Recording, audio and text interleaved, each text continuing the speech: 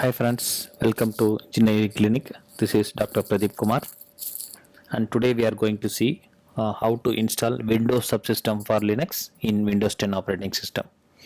As you all know that recently Microsoft has announced that we can able to run Ubuntu operating system or any Linux distribution within Windows itself without the use of any virtual machine. So in this video we are going to see that, and later on we can able to use whatever we use in Ubuntu operating system. We can able to use all those things within Windows 10 operating system. So in this video I just given you from the beginning to the GUI usage of this Ubuntu operating system. So the complete video I just giving you here. So I have just referred to two URLs. So as I mentioned in this post, I have used two URLs. I have just given in the description also which URL I have mentioned. I have used for installing this Windows subsystem for Linux. So here this is the Windows simplified installation is there and manual installation is there. So we are going for a manual installation method because any Windows 10 we have to go for manual installation. If you are having a preview installer, then you can go for a simplified installation. So now open the PowerShell with the help of administrator. So the right click over it and then select run as administrator. So once you click run as administrator, so then it will open like this. So just I increase the font and then you paste the first command, so that is to install the Microsoft Windows subsystem for Linux. So this command you just insert, and at the end we have no restart. That means after configuring the packages, so you need not restart. So that is the first step that we can able to do. And now next thing is go to the next command, so that we can able to do the virtual machine. So actually Windows within itself it just enable the virtual machine feature, so that the Ubuntu operating system without the knowledge of any VM, so it can just we can able to use that. So that command you just put it there. So once it is done, so that also will be configured. So by this time the WSL configuration is ready, that is Windows subsystem for Linux is ready. So that means the prerequisites for this thing is completed. So next thing is they have given WSL. There are two versions, version 1 and version 2. So the version 2 now recently it has come, so we can use version 2 for all GUI purpose and other thing. So it's always better to use version 2.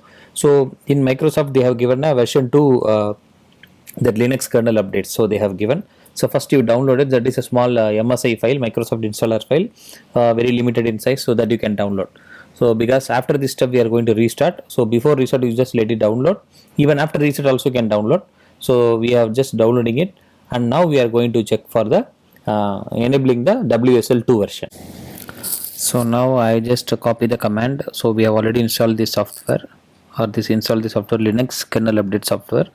So once it is installed, copy this command WSL -- set default version 2. Then open PowerShell, run as administrator. So right click with run as administrator. Once it is done, and paste the command. So just right click, you can paste it here. So now the version 2 is set here. So WSL set default version 2 is set here.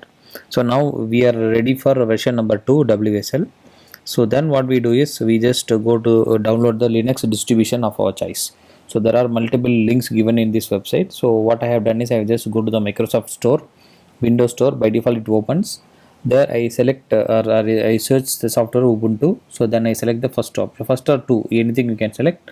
I have selected the first option Ubuntu. So then I click the install option. So sometimes you are going for the first time, it will give you get option. Then after get, then you can install it. So once it is installed, around 500 MB will be installed. Later on we can download other packages. So the GUI packages and other thing you can download it later on. So once it is downloaded, the system go for a launching. So launch means it will be asking for the username and password. So usually we have for Ubuntu we usually have username and password. Similarly here, after the software is installed and downloaded and installed, it will be asking for the username and password. So with that we have to input the username and password. So it is done. So now we can check it. So there is a launch option here. So once the launch button is pressed, so automatically a new terminal gets opened. Just check for the new terminal using alt tab menu. So you can see there is a black color terminal. It got opened. So just initially it just opened. Enter the new Unix username. So now I have just selected Pradeep Kumar as the username, and I have selected my own password. So retype the password for one more time to enable it. So once it is done, you got your Linux terminal. So now you can able to configure the Linux terminal. Now this is what the Ubuntu terminal what you have. So you can able to check whether it is Ubuntu is there or not. So you can use sudo apt update. So it's first initial command you can write sudo apt update. So now the update packages are being installed, and you can verify also what version of Ubuntu is installed, because we have selected only name called Ubuntu operating system. We didn't select any other version as well. So you can select it using the lsb release command. So cat etc/lsb-release. So in this you can able to see we have used Ubuntu 20.04.02 here, but the Firefox says that it is not, the display environment variable is not there. That means the GUI is not yet installed. We have to install the GUI. So now to begin with, first we install some packages like developer packages like build essentials and network tools, net tools, so that we will install in Ubuntu within Windows. So once it is done, there are some graphical packages, so for enabling the GUI, so that we will be installing it.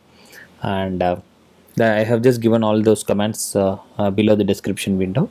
So once it is done, then we have to configure the GUI. So next what I do is, so there is a software called as Task-Cell software, so that we will be installing it.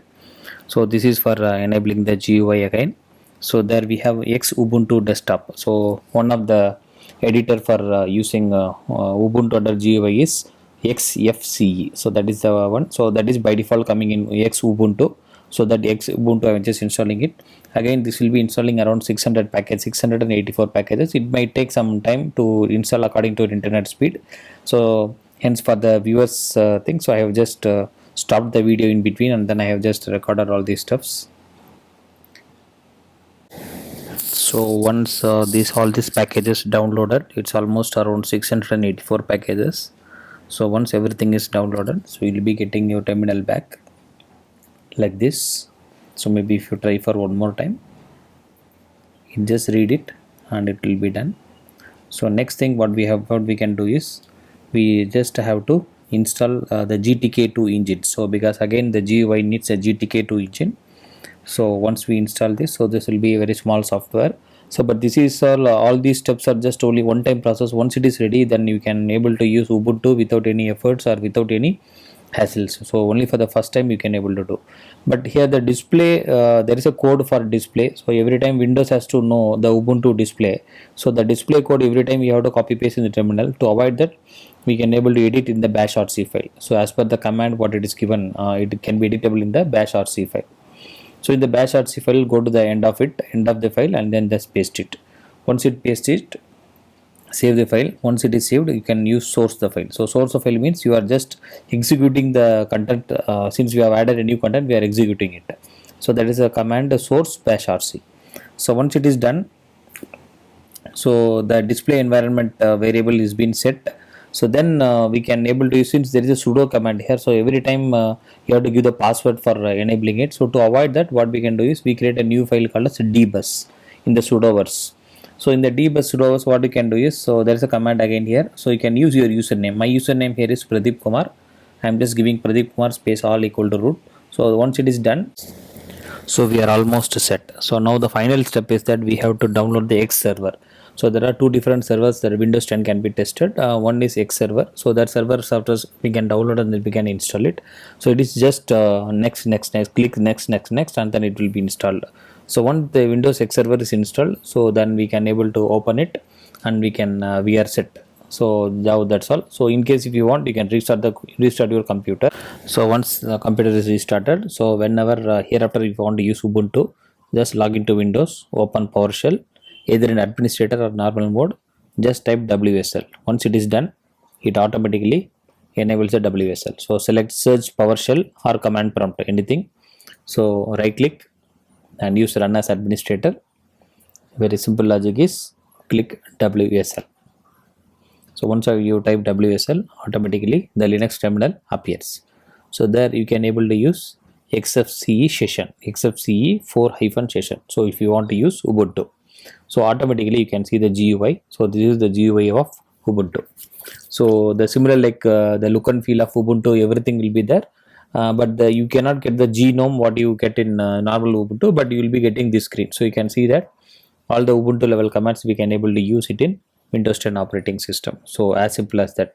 But only thing is the first initial steps you have to definitely should be taking care. So I am just trying for the second time. So first time also I succeeded well, and second time also for recording this video I succeeded well.